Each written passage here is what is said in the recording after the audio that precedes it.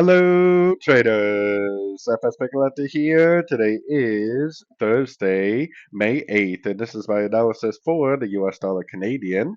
If you haven't done so yet, definitely do check out my free Discord channel, which is linked over here in the corner at the end of the video. And make sure to take a look at my website, fxpipcollector.com. Watch the video on the home screen to learn more. So, anyways, on the US dollar CAD, we definitely had a pretty nice move up after the FOMC yesterday.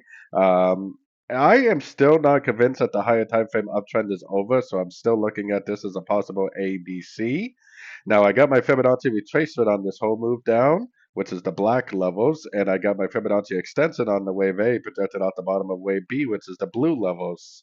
I would expect it to go at least to the 38%, and that does line up with the 261 278%, and the 261% Fibonacci extension.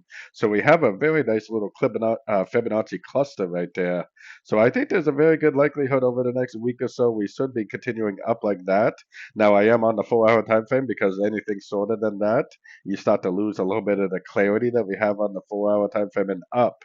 But if we know that the 4 hour time frame is likely now in an uptrend, which should continue to make higher highs, higher lows on this time frame, that means we can go down to a shorter time frame and we can look for pullback entries to go long, potentially for the continuation of this uptrend for a wave C more than likely.